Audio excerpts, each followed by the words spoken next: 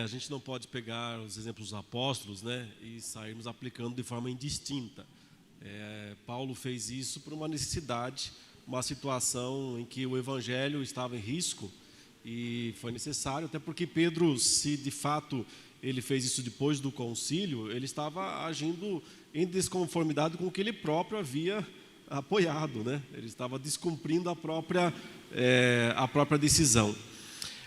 Em geral, nós devemos seguir aquilo que Jesus nos ensinou em Mateus 18, quando nós temos que tratar de assuntos com pessoas que de alguma maneira nos ofendem, né? E a primeira tratativa é sempre pessoal, é sempre individual. Então, se você percebe que alguém, né, um líder, o pastor, alguém está destoando da palavra de Deus, você tem a obrigação, sim, de ir falar com essa pessoa. Mas deve fazer isso, já que você não é nem o apóstolo Paulo, né, nós somos só nós temos que fazer isso pessoalmente, ir conversar individualmente com a pessoa, colocar a situação, de repente até nós entendemos errado e pode ser corrigido o equívoco. Em segundo lugar, a gente pode então depois, como diz Cristo, levar mais alguém junto, uma testemunha, para poder argumentar mais efusivamente sobre o assunto. E claro que nós não somos quem vai tomar a decisão em última instância, né? É o Senhor quem vai mostrar em última instância. Sempre me perguntam, né? A gente tem muitos alunos aí do Instituto, a gente está sempre lá nas aulas ao vivo. Quem que é do Instituto Reformado aí? Levanta a mão. Quem já fez alguma disciplina no Instituto aí? Levanta a mão. Olha que beleza, muito, muito bom, legal. E a gente está sempre falando ao vivo lá, e essa é uma das perguntas que mais voltam, né? Até quando a gente tem que ficar na igreja, se os líderes se desviam, se os líderes não estão mais vivendo, né, corretamente, ou pregando, ou talvez nunca fizeram, mas a gente estava lá e não percebia, e depois começa a perceber com a palavra. E eu sempre digo que não há uma resposta pronta, assim, olha, tem uma caixinha aqui certinho. A pessoa precisa buscar a sabedoria de Deus, e enquanto possível, enquanto aquela igreja tem sinais de ser uma igreja verdadeira, permanecer nela e tentar ajudá-la, até que se torne impossível, até que não dá mais, aí a pessoa sai. Mas a pergunta então é, sim, mas faça isso em particular primeiramente, deixe as próximas instâncias nos seus devidos lugares. Tem uma pergunta aqui mais perto para o pastor Emílio. Pastor Emílio, quais conselhos práticos você daria para os pastores criarem uma cultura de discípulos fazendo discípulos na sua igreja local? Oi. Perfeito. Pensando no assunto de ontem, né, a ideia de que você ensina pessoas para que elas ensinem pessoas também. Muitas vezes, quando a gente forma grupos de estudo ou discipulado, seja como for que a gente chame, uma coisa que acontece é que aquilo ali fica tão gostosinho, tão bom, que a gente não quer nunca parar aquilo.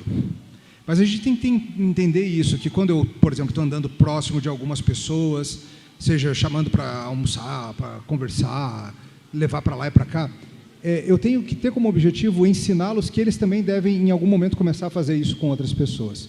Então, o conselho prático é que eu não ache que aquilo ali é a respeito de formar um grupo de amigos que não vai acabar nunca. A gente pode se tornar amigos, mas um trabalho de discipulado, ele deve ter em vista que os discípulos cresçam em maturidade, comecem a fazer os próximos, e assim a coisa vai andando. E é muito importante nisso lembrar que o meu objetivo é fazer discípulos de Jesus, não clones meus. Porque muitas vezes eu vejo que no discipulado, às vezes a gente quer fazer clones, a gente quer assim, pessoas que pensem e ajam exatamente como eu agiria em absolutamente toda a situação, e isso não tem fim. Isso não é o objetivo. A gente quer fazer discípulos de Cristo, homens maduros, mulheres maduras, que inclusive façam coisas diferentes do que eu faria. Como nós, pais, fazemos com as crianças, não? Quer dizer, espero. A gente espera que nossos filhos cresçam em maturidade para tomar suas próprias decisões. É muito estranho se seu filho adulto segue precisando de sua orientação para toda e qualquer decisão. Provavelmente você não fez um bom trabalho em levá-lo à maturidade. Mesma coisa com os discípulos. A gente quer que eles cheguem num ponto de poderem ter os deles, e assim sigam. Ótimo. Alguém tem uma pergunta? Aqui na minha frente, esse irmão.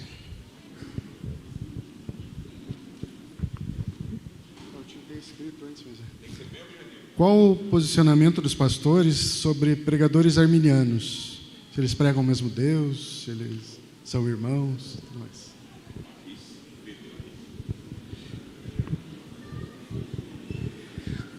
Acabou-se aqui o encontro, tá bom? Vou começar, depois o Emílio resolve. Acho, assim, eu sei que não é a intenção do irmão, assim, mas eu acho que a pergunta já denota, né, que nós estamos vivendo uma crise nesse sentido e tem havido muito mau entendimento do que é a própria fé reformada, né? Eu sei que nós temos tido, muitas pessoas têm vindo para a fé reformada, graças a Deus por isso, estão interessadas. Um evento aqui em pleno sábado à tarde, lotado, né? Todo mundo querendo dormir, mas está todo mundo acordado. Então, né, louvado Deus, seja Deus louvado por isso. Mas a gente não pode entrar nessa rivalidade, né? Flamengo e Fluminense, Corinthians e Palmeiras, Atletiba, né? Atlético e Curitiba, porque assim, rotular é complicado. Eu posso chamar todos os pastores calvinistas de irmãos? Não sei, não, são todos salvos? Não sei, depende de cada um, né? Depende de cada pessoa. Só dizer que é um pastor calvinista não me garante que seja um verdadeiro e que seja salvo, né? Vai depender da atitude de cada um. E do mesmo modo não posso dizer assim, os arminianos não são salvos, não são crentes. Eu acho exagerado. Historicamente, eu sei, lá nos tempos do Sínodo de Dort, o arminianismo foi considerado heresia. Depois, a tendência entre os reformados foi de ver o arminianismo não mais como uma heresia, mas como um erro teológico. Um erro teológico. Qual a diferença entre uma heresia e um erro teológico? Bom, a heresia impede a salvação da pessoa.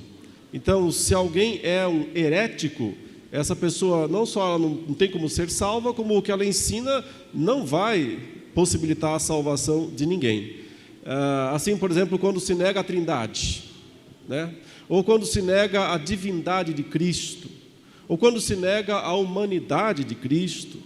E essas foram as grandes heresias dos primeiros séculos, tão combatidas pela igreja cristã, porque era muito claro que se aquilo fosse aceito, né, assumido, então se colocava em risco toda a estrutura da teologia cristã.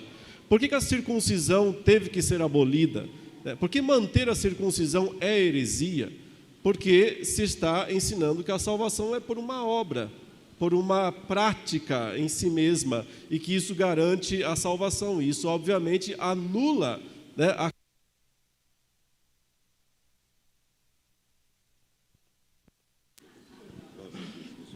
Oi. Pegou. É para parar mesmo? Tá. Então, a heresia impede a salvação de uma pessoa. O arminianismo, ele coloca a responsabilidade sobre o indivíduo, né? É o humanismo. Ele coloca sobre o indivíduo. Você tem que se arrepender, você tem que crer. Joga tudo nas costas da pessoa. Mas diz: crer, se arrepender, ter fé em Jesus Cristo. E se uma pessoa seguir isso e se arrepender e crer, ela será salva. Todo aquele que invocar o nome do Senhor será salvo. Depois ela vai descobrir que, né, essa fé que ela imaginou que fosse uma produção dela, foi um dom de Deus. E talvez não descubra nunca, talvez passe a vida inteira achando que ela que creu. Mas se ela creu e se ela realmente confiou em Cristo como seu Salvador e como seu Senhor, está salva. Mesmo que esteja numa igreja arminiana, mesmo que seja uma igreja católica, eventualmente ela pode ser salva desta maneira. Então, o erro teológico não impede a salvação.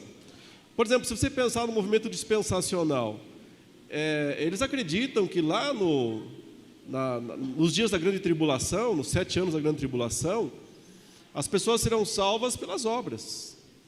De alguma maneira elas serão salvas pelo esforço pessoal, porque não vai mais ter o Espírito Santo, já foi embora.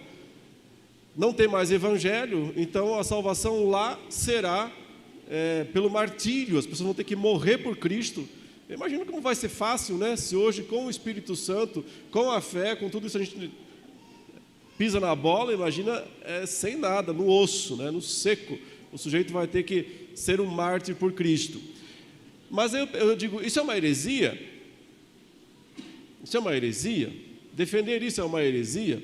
É interessante porque, sim, é uma heresia, mas só que é uma heresia que não está ainda em uso.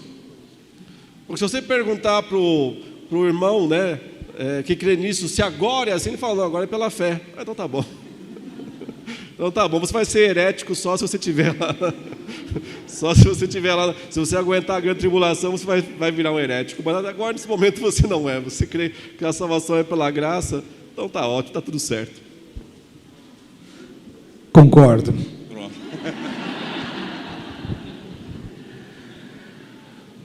Pastor Leandro, a gente sabe que a igreja ela é confessante. Então nós cremos com o coração e confessamos com a boca que o Senhor, Jesus Cristo é Senhor. E tem um professor meu de simbólica que dizia assim, que as confissões são como a pele do corpo. Deixa fora o que tem que estar fora e dentro o que está dentro. Qual o valor das confissões para a manutenção da integridade da mensagem?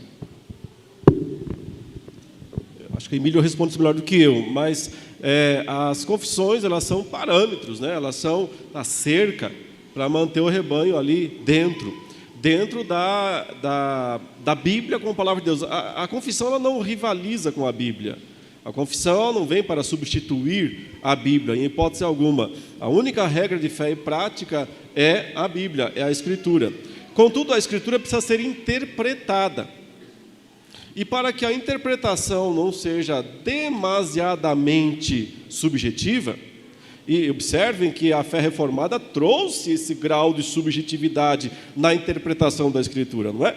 Sim, pois no romanismo medieval não havia nada disso, ninguém tinha sequer a Bíblia. Era assim, o que a igreja dizia, acabou, né? A igreja fala e as pessoas não têm acesso, elas mesmas, diretamente à verdade. Então, a verdade é sempre mediada pela estrutura eclesiástica. A reforma disse, não, põe a Bíblia na mão de cada um. Já que temos Gutenberg, vamos usar, né? Coloque a Bíblia na mão de cada um, traduza. Mas, claro que isso era um risco, claro que isso é um risco, porque são 400 intérpretes aqui hoje, e se cada um interpretar conforme dá na sua teia, né, como você fala, o que sai, né? Sai confusão, sai dificuldade. Então, essa é a grande regra de ouro da hermenêutica reformada, né? A Bíblia interpreta a si mesma, mas também a questão de que a interpretação se dá na coletividade. É uma maneira de diminuir um pouquinho o subjetivismo. E as confissões são produzidas coletivamente, de maneira que elas servem de parâmetros para manter a interpretação dentro de certos limites, para que não se torne algo demasiadamente subjetivo e sem limites. Além disso, concordando com tudo, só lembrando também, queridos, que toda igreja é confessional, toda. O Carl Trueman fala muito sobre isso num livro que se chama O Imperativo Confessional, um livro muito bom. A questão é se a igreja tem uma confissão que é pública, conhecida e que qualquer um pode examinar, ou se é uma confissão que está só na cabeça do pastor. Porque toda igreja acredita em algumas coisas específicas sobre Cristo, sobre o Espírito, sobre o culto, sobre o batismo, sobre a ceia, sobre escatologia. Toda igreja tem um ensino de alguma coisa. Nenhuma igreja ensina todas as possibilidades de todos os assuntos sempre.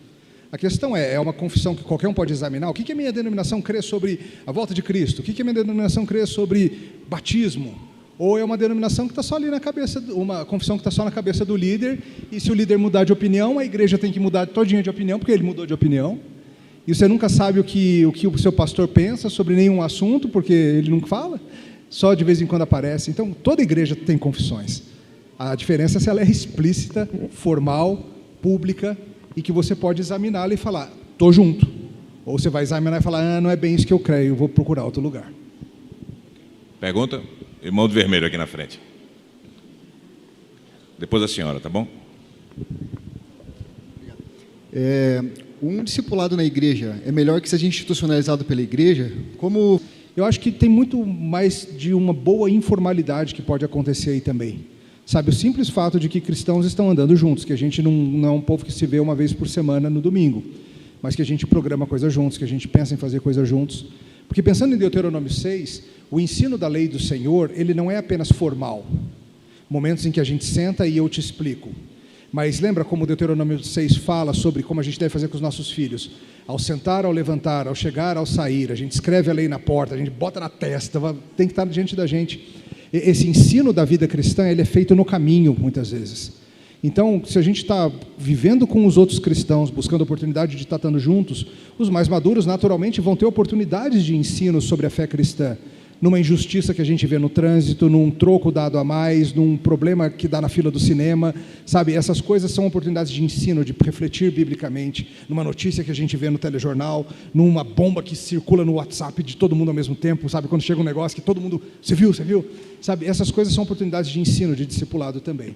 Nada contra ter programas formais, mas eu acho que a gente não pode pensar, até por causa da diversidade eclesiástica, diversidade de contexto urbano, numa única fórmula, num único programa que sempre assim funciona. Irmãzinha. Essa aqui vai ser a última, tá?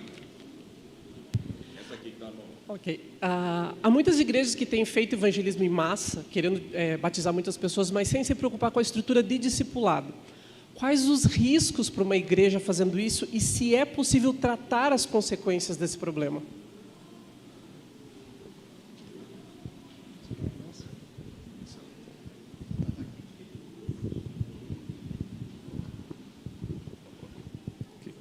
Os riscos são grandes, né? Porque a gente vive hoje uma grande confusão, uma miscelânea de doutrinas.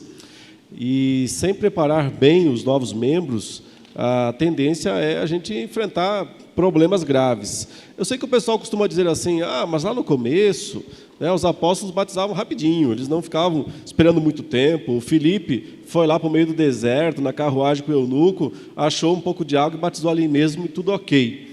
É verdade, mas é preciso também lembrar que, naquele tempo, né, não havia toda essa proliferação de crenças ditas como cristãs. E hoje, se eu pedir aqui para levantar a mão, né, quem veio de alguma denominação, provavelmente 90% aqui veio de igreja totalmente distinta, diferente, com outras visões, outros posicionamentos. E por isso, tem essa necessidade, sim, de ensinar bem. Olha, você tem que saber onde é que você está pisando. Como disse o Emílio agora há pouco, toda igreja tem sua confissão, a nossa está muito explícita, está muito clara. E as pessoas têm que realmente entender e aceitar ou não, né? Na igreja presbiteriana, para alguém ser presbítero, ele tem que confessar, jurar lealdade aos símbolos de Westminster, a confissão de fé, o breve catecismo, o catecismo maior. Desconfio que muitos façam isso sem nunca ter lido, né? Sem nunca ter lido. Mais para frente se surpreende dizendo assim, mas era isso mesmo? Se fosse isso eu não tinha jurado. Então, né? Mas devia ter lido antes, devia ter estudado antes. Se isso acontece com oficiais, imagine com os membros, né? Por isso que cabe mesmo à igreja local, também não é aquela coisa de ficar alongando muito tempo, porque o que é necessário para o batismo é o que disse lá o Filipe eunuco, é lícito se crer de todo o coração. Uma vez que você percebe que a pessoa crê de todo o coração, né, e tem o básico, ela pode ser batizada. Mas aí vem a parte que a irmã falou, né, o que é que pode corrigir os erros? Na verdade, a gente não precisava corrigir, a gente tem que antecipar isso, continuar o ensino. Assim que uma pessoa é batizada, ela não pode pensar que acabou a carreira. Ela tem que entender que é o começo de um longo processo de discipulado. Lá na igreja de Santo Amaro, quando eu estive como pastor por vários anos, eu percebia uma coisa engraçada, assim, né? Para não dizer, claro que era muito mais triste, mas teve uma época que a gente estava recebendo muita gente durante o ano. Teve um ano que eu acho que nós batizamos 150 pessoas num ano só. E aí, mas depois uma parte desse pessoal sumia. E eu ficava dizendo assim, mas que engraçado, né? Eles fizeram aqui todo o curso, eles vieram, participaram, e foram entrevistados pelo conselho, passaram na provinha do conselho, batizaram e sumiram. Que engraçado, mas para muitos aquilo era a formatura. Pronto, acabei, estou salvo, então não preciso mais ir para a igreja. Talvez tenha sido um erro nosso, né, de não ensinar que o batismo é o primeiro passo. Agora que você vai começar realmente a aprender e a estudar. Então não há outra solução a não ser ter uma estrutura educacional, teológica, extremamente forte na igreja local. E para isso, a igreja, os conselhos, os pastores, precisam treinar, investir no treinamento de líderes. Não é fazer treinamentozinho de liderança corporativa, né? É teologia, é conhecimento teológico. Essas pessoas têm que saber responder perguntas, têm que conhecer a Bíblia com profundidade, para poder ensinar aos demais. Isso vai corrigir, né, os problemas, mas mais do que isso, vai antecipar, vai servir de vacina, para que depois a doença não venha. Última pergunta agora, já está com o nosso querido pastor aqui, Emílio. A pergunta é: sou única cristã na minha casa. Tenho 2 adolescentes que têm tido resistência ao Evangelho. Sinto por estar na igreja, estou os abandonando. Penso às vezes em não ir em alguns cultos para ficar com eles. O que você me aconselha? É uma situação sempre difícil quando você é o único cristão da casa, quando sua família não te acompanha à igreja. É dolorido isso, né? Acho que muitos de vocês vivem algo assim. Algumas coisas a dizer. A primeira delas é te lembrar, irmã, que você não é o único recurso do Senhor para salvar os seus filhos. Não faltam recursos ao Senhor. Se não for através de você, não vai acontecer. Não faltam recursos ao Senhor, Ele faz de muitas e muitas formas. Então, acalma seu coração quanto a isso.